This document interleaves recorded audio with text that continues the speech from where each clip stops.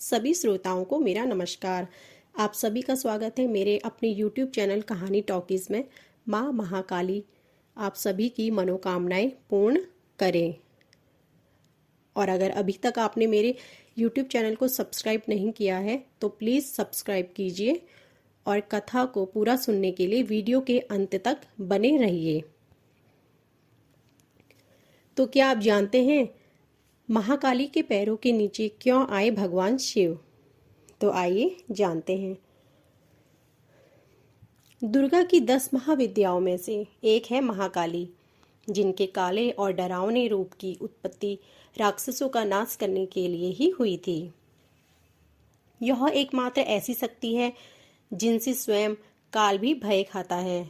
उनका क्रोध इतना विकराल रूप ले लेता है कि संपूर्ण संसार की शक्तियां मिलकर भी उनके गुस्से पर काबू नहीं पा सकती। उनके इस क्रोध को रोकने के लिए स्वयं उनके पति भगवान शंकर उनके चरणों में आकर लेट गए थे।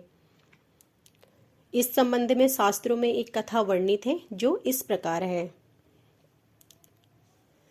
दैत्य रक्तबीज ने कठोर तप के बल पर वर पाया था कि अगर उसके खून की एक बूंद भी धरती पर गिरेगी तो उससे अनेक दैत्य पैदा हो जाएंगे। उसने अपनी शक्तियों का प्रयोग निर्दोष लोगों पर करना शुरू कर दिया। धीरे धीरे उसने अपना आतंक तीनों लोगों पर मचा दिया। देवताओं ने उसे युद्ध के लिए ललकारा। भयंकर युद्ध का आगाज हुआ।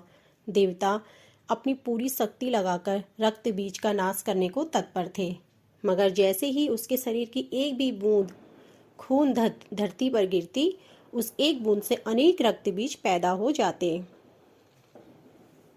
सभी देवता मिलकर महाकाली की शरण में गए।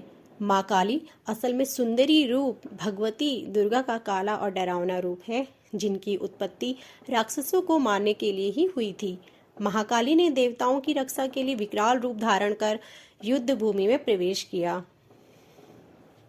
माँ काली की प्रतिमा देखें तो देखा जा सकता है कि वह विकराल माँ है, जिसके हाथ में खप्पर है, लहू टपकता है तो गले में खोपड़ियों की माला है, मगर माँ की आंखें और हृदय से अपने भक्तों के लिए सदा प्रेम की गंगा ही बहती है।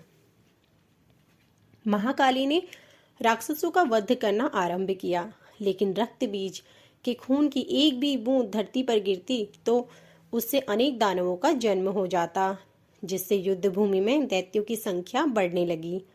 तब माँ ने अपनी जीवा का विस्तार किया। दानवों का एक बूंद खून धरती पर गिरने की बजाय उनकी जीवा पर गिरने लगा।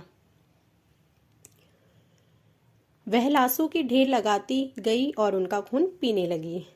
इस तरह महाकाली ने रक्त बीज का वध किया, लेकिन तब तक महाकाली का गुस्सा इतना विकराल रूप ले चुका था कि उनको शांत करना जरूरी हो गया था।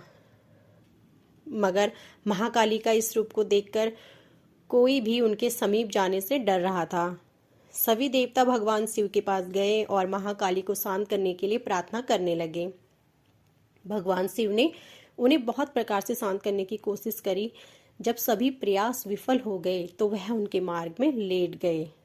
जब उनके चरण भगवान शिव पर पड़े तो वह एकदम से ठिठक गई। उनका क्रोध शांत हो गया। आदि शक्ति माँ दुर्गा के विविध रूपों का वर्णन मार्कंडेय पुराण में भी वर्णित है।